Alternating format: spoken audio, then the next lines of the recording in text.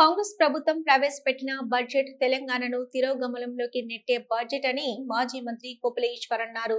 ఈ మేరకు పెద్దపల్లి జిల్లా బీఆర్ఎస్ పార్టీ కార్యాలయంలో మాజీ ఎమ్మెల్యేలు దాసరి మనోహర్ రెడ్డి, కోరుకంటి చందర్, పుట్ట మొదలతో కలిసి మీడియా సమావేశం నిర్వహించారు. ఈ సందర్భంగా మాట్లాడుతూ కాంగ్రెస్ ప్రభుత్వం స్కీమ్లకు గంటి కొట్టి స్కామ్లను ప్రోత్సహిస్తుందని ఆరోపించారు. మేధావులకి నాలుగో స్తంభంగా చెప్పుకోబడేటువంటి పత్రికలకి, టీవీలకి ఉన్నదనే విషయాన్ని ఈ సందర్భంగా గుర్తు చేస్తూ ఉన్నాను. ఎందుకంటే రేవంత్ రెడ్డి గారు మనకు కనబడుతున్నా, వినబడుతున్నా ఆయనకి ఎలాంటి చిన్న భయం లేకుండా అబద్ధాన్నే నిజంగా చెబుతూ ముందుకు నడుస్తున్నటువంటి పరిస్థితులను చూస్తూ ఉంటే నిజంగా బాధేస్తూ ఉన్నది. ఎందుకంటే మామూలు మధ్యతరగతి కుటుంబంలో పుట్టిన మాలాంటి వాళ్ళము. మూడో బడ్జెట్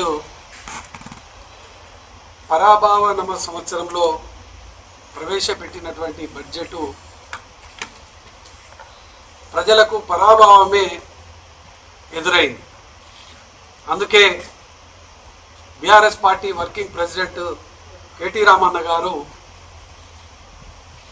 800 రోజులు గడిచినటువంటి యొక్క ప్రభుత్వానికి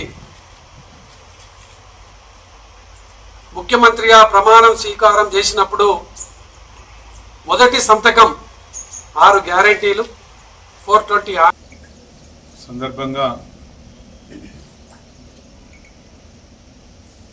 గౌరవ ముఖ్యమంత్రి రేవంత్ రెడ్డి గారు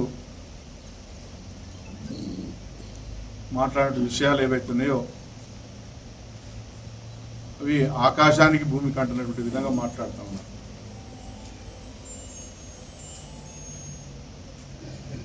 గత సాధారణ ఎన్నికల సందర్భంగా అబద్ధాలు చెప్పి ప్రజలు నమ్మించి రెడ్డి ముఖ్యమంత్రి నేతృత్వంలో దాదాపు 22 సంవత్సరాల 4 నెలలు కావస్తుంది, 28 మాసాలు. ఇచ్చినటువంటి ఏ ఒక్క హామీని కూడా అమలు చేయకుండా చెప్పిన అబద్ధాలే పదే పదే చెప్పుకుంటూ ప్రజలు నమ్ముతారు కదా అని ఆ అబద్ధాన్ని కూడా చాలా కాన్ఫిడెంట్గా చెప్తున్నటువంటి ముఖ్యమంత్రులలో రేవంత్ రెడ్డి ఒక అబద్ధాలు చెప్పే ఒక ముఖ్యమంత్రిగా మనం గుర్తించవచ్చు. అంటే ఏ ఒక్క మాట మీద కూడా నిలబడి ఆ ఇచ్చిన హామీని